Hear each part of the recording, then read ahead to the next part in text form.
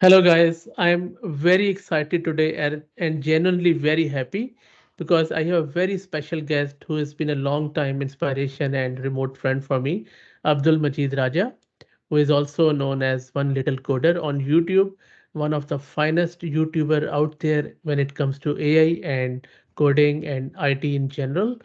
Abdul Majid Raja is a very prominent figure in AI and machine learning with extensive experience in the industry and a passion for educating others. He has gained recognition through his informative and engaging YouTube channel dedicated to AI. And I will drop the link to his channel in video's description. Whether you subscribe to my channel or not, please subscribe to his channel. And because you won't regret it, I can assure you. Abdul Majid is known for his ability to simplify complex concepts, making them accessible to learners of all levels. Apart from his contributions to the AI community, he also enjoys exploring a lot of other things in his free time, and we will get to know all about it. So, Abdul Majid, very grateful and very happy that you are here today. Can you tell us about your journey into the world of AI and machine learning? Thanks for inviting me. I'm really honored to be on the show, and I'm also a fan of your channel. And doing YouTube is really difficult, and especially in a domain like AI where everything changes like overnight. You sleep and wake up, something has changed, and you are contributing to the world. And so I want to thank you for your contribution to the AI world as well. Generally about my journey, I've been doing this education for a very long time. Even before COVID, I used to teach in local universities. I've taught outside of universities. I'm still an adjunct faculty in a local university. I teach data science there. But during COVID, like because I could not go teach, there was like a gap, and then somehow I started decided that okay, I should start putting out content online. And before that, I've written a lot of blogs. People previously, like if you see anybody 3 4 years before, they knew my through my blogs. Most of the R content, I would somehow you would see my name somewhere. I come from a heavy R community. But after that, I started thinking that okay, big companies have got own their own marketing department. They've got their own GTM, go to market strategy department. But small open source developers do not have any place where they can go market it. In fact, most of the open source developers already have a full time job. They don't even have time to develop. How can they reach out to more people and then do that stuff? So I thought, okay, why don't I become their developer advocate? And that's how I started this channel. And if you see my very early content, it was all simple R and Python packages. I'll take some random package and show people how to use the package. I'll tell people to go star the repository. This was my regular template. And while I was doing that, I stumbled upon Hugging Face. I started covering Hugging Face, Gradio.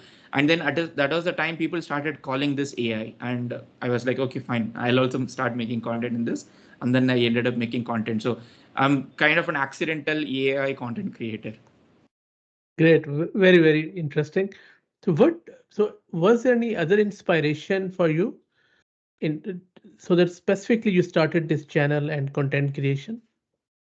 Like I said, there are primary two reasons. One, I wanted to highlight open source libraries or people who cannot own a marketing department, people who cannot have a developer relations department. Yeah, I wanted their content to be also visible. I wanted them to be also become famous. So that was my primary intention. The second thing is I always love teaching, and whether I'm a good teacher or a not good teacher, that is a separate topic. But I love teaching, irrespective of what the result got is. it. So I always wanted to go teach the masses, and I think YouTube gave me that platform. I've been writing articles for a very long time. I've tried book project and then failed it. Then I somehow naturally transitioned into the content field, which is like the video content in this case. Awesome. Your YouTube channel has garnered a significant following. What motivated you to start creating the video content instead of the written content? Yeah, so I had done a lot of blog posts, at least like 4 years, 5 years before. Many art topics like sentiment analysis and art. If you type, mostly in the top 20 search result, my one of my articles would be there. The reason why I started doing video is because the way you get a feedback in a text content is completely different from the way you get a feedback on a video content. Video content is not necessarily real time feedback, but the feedback cycle is much faster. Like you can get feedback sooner, and the number of people you can touch is also, I believe it is high, primarily because of the nature of the content in itself. A lot of students, at least like I come from India, I come from a very rural India. English is not my first language. In fact, a lot of people in my place don't even know to speak English. They don't know anything in English. So for somebody to read actually a written content in English, it puts them off. They don't. But YouTube, no, they just open the phone, they just browse it. So they're reaching people from different places. Like I have subscribers who are like high school students. They message me saying like, I'm trying to do an AI project. How do I do it, sir? Like I'm very shocked to know that my content is reaching some high school student, because when I was in high school I had no clue about computers at all. So that was the main motivation to go into video, thinking that it will reach more people, it will help people understand things better. Awesome. You have touched upon this, but let's dive a bit deeper into this thing, open source. Open source plays a real significant role in AI community, as we both know.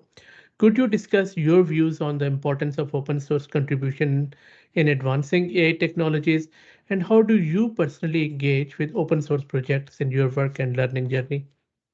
Yeah, almost like before I started my YouTube channel, I used to actively develop R packages and a bit of Python packages. I had published my own packages at that time. That was my way to contribute to the R community at that point. And I also, like I said, I've written a lot of articles about R packages. One thing that people do not understand is people always think that if you have to contribute to open source, you have to code, which is not necessarily true. You don't have to go spam on somebody's repo. Like don't make trivial changes and then send a PR and then spam on people. But there are a lot of different ways you can spread open source. And almost like 3 years before, I ran a meetup group in Bangalore. I built that group for R from scratch, and I used to run it. And we were like full, like our DNA was open source at that time. Like we were like everything we would do for open source. We had done Hacktoberfest at that time, introducing people to send their first GitHub PR before they have never used GitHub at all. So the reason why I did all these things is because I strongly believe in open source, not necessarily because I believe that open source is going to, let's say, democratize AI or not, but I feel like open source lets you participate in a thing. You download a software, you use it. Like for example, we are using Teams now. You use Teams, but you're not contributing to Teams. You're not doing anything as part of Teams ecosystem in itself. But if you download a library, you find something, a small thing, you can tweak it. Either you tweak it locally and then keep it for yourself, or you tweak it and then you send it to the entire world for the entire world to use it. And I think open source makes people, or brings the better part of the human beings of ourselves. And it is one way to see the hope in the world. Like even when people want to keep their IP themselves, even when people want to keep their secret themselves, we can see a thriving open source community, which shows that human beings like to share, human beings are kind, human beings love to be a part of a community. So I feel open source is like really good for that generally. Very well said. You already have said that every day when we wake up, there are new models, new tools, new frameworks, new papers, so much going on. And even if we try like 24 hours a day, we just even scratch the surface. There is so much, there are so many things. How do you stay updated with the latest trends and development advancements in AI and machine learning? This is one of the most requested questions from my own subscribers. I usually consider myself to be a tech minimalist. What do I mean by that? I don't consume content from a lot of different places. I watch a lot of YouTube videos, but my most of the YouTube is non-AI. I watch YouTube tech review. So I have very minimalistic consumption, like funnel. The way I see it is like I have a funnel.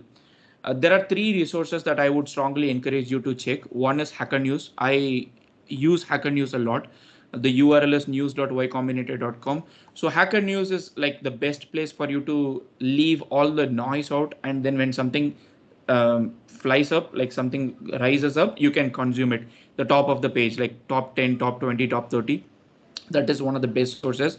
And in terms of Twitter, AK, I think everybody knows AK. So you either go on Twitter and then follow AK. I can give you the URL. Hassan Khalek, he works for Hugging Face radio team. Or AK has got a daily papers that comes into your inbox every day. So that is the second thing. In terms of general content, I use Ben's Bytes, which is a free newsletter. This is not just technical thing, like anything about AI. So these are my primary three resources: Hacker News, anything IT, anything tech, anything AI, AK for specifically papers and hardcore tech, and Ben's Bytes for anything generic. I use this, and then I use my intention and understanding what my audience want, and then I create content based on that. Yeah, thanks for that. Very useful. In your opinion, what are some of the most exciting applications of AI that we are seeing today? I see. Like I said, like I come from a very rural background. India is still a developing nation. For me, the most exciting application, which might not even look like an exciting application for others, is how this is going to create a new level playing field for people who have not had that, let's say or voice. I feel like this is like the next internet. So internet brought people, like, you could see people from Africa, people from India, people from Pakistan, people from other places who did not have access to create applications, micro SaaS, and then improve their livelihood and a lot of other things. I believe AI will multiple it and then do, like, have these people build their own models, deploy something, take control of certain parts, and then do better things. That is one aspect.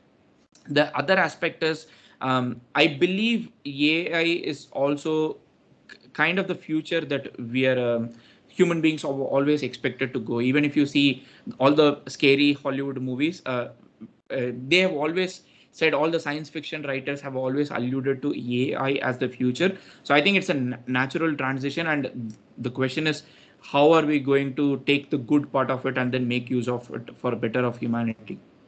Awesome. You already have answered my next question about the future of AI, and by the way, I totally agree with that. So, apart from AI, is there any other technology you would recommend people to learn, like Kubernetes or any cloud or anything else, or AI is more than enough? No, I think one of the key things that is missing, like even when the way I create content, even on my channel, is like most of the stuff that I put out or most people put out is prototype stuff. You can build an MVP with that. You can build a, let's say, like a 10 user, maximum like 100 user stuff with that, a product with that. But at the end of the day, you need like a good software engineering skill for you to go beyond that. Whether you build the software engineering skill yourself, or you use ChatGPT, or you use Claude, you whatever you or you use Devin, whatever you use, but you need good software engineering principles to think like that, good software engineering principles to understand. And I think that is very helpful. I pretty much appreciate the Accelerate library on Hugging Face. The team that develops, I think Zach. So if you see the team that they develop, they put a lot of software engineering principles, and when you use that package, you can actually feel that, and that is accelerating how we use AI. So as much as AI knowledge that you develop, I think core fundamental software engineering principles are going to be valuable. I concur absolutely. Now, we have talked enough about AI. We will talk more, but apart from AI, I'm sure that your life has much more than AI and your channel. What are your hobbies? What do you do in your spare time? I watch a lot of YouTube, to be honest. Like, I watch a lot of tech reviews, whether I buy a new phone or not. I don't own an iPhone, but still I watch every new tech review because that's something that I've been doing for a very long time. MKBHD, Marcus Brownlee. I watch Jerry Rig everything, who opens up everything. I watch Mr. Who is the Boss. Time and time again, I watch Mr. Beast also because I like the way, the amount of effort he puts in making the best video. It's kind of an inspiration for me. I watch interviews of a lot of content creators, how somebody has grown a business, how somebody has grown, let's say, whether it is internet business or YouTube. So My First Million is a podcast that the podcast name is My First Million, but it's a very nice podcast. Like, there are two guys who talk, Shan Puri and Shampar. So these are like the type of content that I consume most. I play a lot of chess. I'm terrible chess player, but I play a lot of bullet chess, like 1 minute chess. I watch a lot of chess videos, live stream games online. A lot of people find it boring. It's not as exciting as cricket or tennis, but I consume a lot of chess content. So this is what I mostly do outside. And I've got a small daughter, so whenever I don't do any of those things, I love to spend time with her, which is very hard because of the way your life is structured. But I hope I can do more. That's good to know. Um, who are your inspirational figures in AI? I like a lot of people to be honest, but there is I like Jeremy Howard a lot. What Jeremy did with I mean, I think Jeremy currently lives in Australia, so if you get a chance to meet Jeremy, it will be amazing. What Jeremy did with Fast AI, Jeremy and Rachel Thomas, both of them did with Fast AI is like unbelievable. And outside of AI, I like Quincy Larson a lot. Quincy Larson started Free Code Camp. I have immense amount of respect for what Quincy has done. So for me, like Khan Academy, Free Code Camp, Fast.ai, these are like very big inspiration about how teaching can impact people from different parts of the world. And I always, it's not just AI that gives me inspiration to do. At the end of the day, I think whatever can empower people to do something better in life, I want to be part of that. Great stuff. What is your favorite model? If you have to name one model, AI model, what would that be? Um, I would, can I name two? Sure, go for three. I think Llama completely changed the space. I would say the way Llama, I don't know who leaked it, but somebody leaked it for the first time when you had to fill the form. The Yeah, torrent got leaked. I think Llama completely changed the space. That's why you have Llama CPP. You have got all these ecosystem of models out of Llama. So massive respect for Facebook, Meta, whatever the company is called, for releasing Llama or not releasing Llama and leaking it. Mistral, I think I have massive respect for the company. I know a yeah, lot of people get frustrated when they release a paid model, not releasing an open source model. We have seen what happened with stability now. We don't want good AI companies to fall. We don't want good AI company founders to be ousted. We want good AI companies to survive, and for that they need to make money. So I have massive respect for Mistral when they release a paid product. Also, I like to support their paid product as much as I can because their free product is rock solid. Mistral fine yeah, tunes are one of the best models that we have got. So Llama and Mistral, I believe that they completely change the space. yeah. Makes sense. That's Mistral is also my all-time favorite. What are your future plans? Do you have any for the next 6 months, 1 year? Any plans? Yeah, I have been thinking about extending my content, like definitely like having like a team that would help me support, bring better things. And I also love to support people who want to develop models in their own language. I believe that everything English is good. The world has predominantly English, but that is not the entire world. So I want to support. So many of my tutorials, if you see, like I would encourage people to develop models in their own language. Right now, it's just a tutorial, but I want to support people with compute. I want to support people with money. I want to give resources to do that. So I want to put together a team that can help people to do that. So that's one thing. And I also want to take this whatever education that we are doing, like you and I, to more people. Like for example, right now what we do is we reach people who seek the content. Yeah, Somebody has to come look for AI, but there are a lot of people out there, like students especially, who have no clue. And especially like if you see people from my place, like let's say southern part of Tamil Nadu, the universities there are not like very well versed with what is happening. So I want to take AI and go to them instead of them seeking out AI, and then make those students understand what is the impact of this, and so that they can leverage AI, one, learn AI, and also use AI for better software engineering and all the things, so reach more people. outstanding. So, what advice would you give to anyone who is just starting out? One.